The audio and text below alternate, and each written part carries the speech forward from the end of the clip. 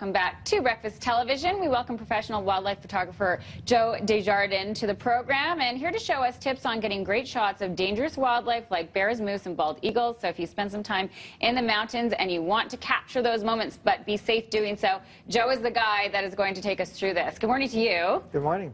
Okay, so I'm sure you see this all the time, and let's take a look at some photos here because, you know, as we know, with the mountains in our backyard, this is not a safe situation. Does this just drive you crazy? Absolutely not.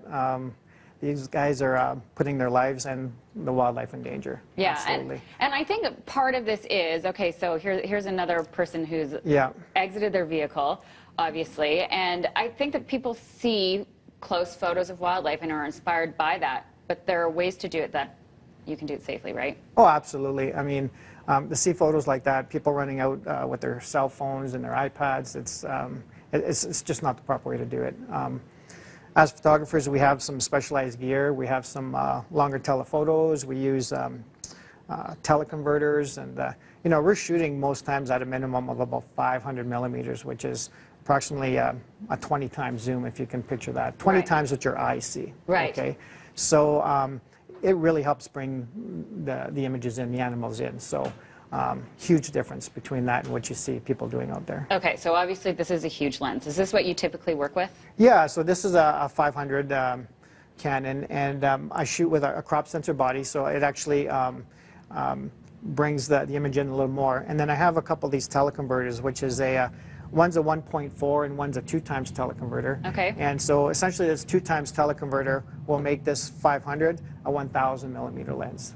So all of a sudden now I've brought the animal in twice the distance again. Right. Which increases your distance, obviously. Yeah, and you know, so even with a 500, you know, shooting 100 meters or more, I'm still getting a full frame image. You know, with a 2 times, I mean, I can be 1.5, 2 times the length of a football field and still get my images. Okay, right? and there are recommendations by Parks Canada as to how far away you need to be from these animals to actually be safe in getting the shots that you want. Okay, so these are some of your pictures.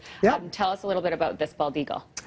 This shot here was photographed roadside. I was very fortunate to have this eagle come in closer to me. So it was actually shot on this rig here. Okay. So it was shot with this body and this 500. Now this one here with the eagle landing, that was kind of a different setup. I had to actually stack these 2 teleconverters along with this lens and stabilize the whole system. So I was shooting at over 2,000 millimeters, and I had to crop the image in. Okay. So that's how far that image was. Okay.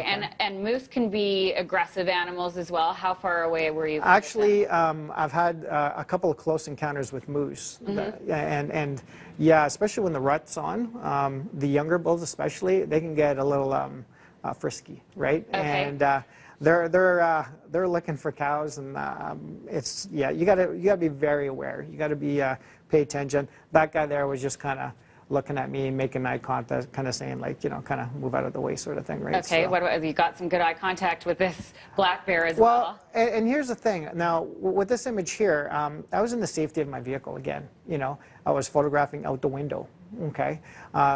There was no, you know, I wasn't impeding on you know, the bear's progress or, you know, walking. It was actually sitting there very comfortable, feeding, you know, made eye contact. You can see that there's no aggressive behavior.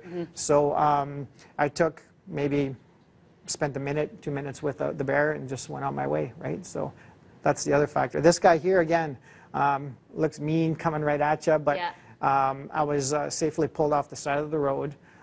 Way up ahead of him, and I was able to shoot from the vehicle, turned back, got him coming towards me, got my few images, and then just went on my way. Okay, we have some examples of how you can make it look like you're close. So we've got some before and afters here. Oh my goodness. Okay, so this cute little cub of the year, we're up in Jasper here, and so this image here is full frame. And then this is what I did later for compositional reasons and just to make the image look a little closer, right? So I cropped in post-production, right? So same with this little black bear cub. That's the distance I was, but then that's the final image, okay, cropped in. So a lot of people think, you know, you're climbing trees to get these shots and everything else, but when you have the right gear with you, and you could see the images prior to that how far I actually was. Yes. We're definitely shooting at a safe distance, and for the safety of us and the animals, right? So. Okay, so if you're really interested in wildlife photography, can you capture these images on your phone, or would you suggest that people get into higher end equipment? You can. I mean, a lot of the animals are roadside. Okay, so when you're in the parks, just stay in your vehicle. And if the animal is there, I mean, I wouldn't even recommend stopping, especially when there's a lot of people creating a bear jam. Right. But if you have to, just kind of point out the window, take your shot, and be on your way. Right.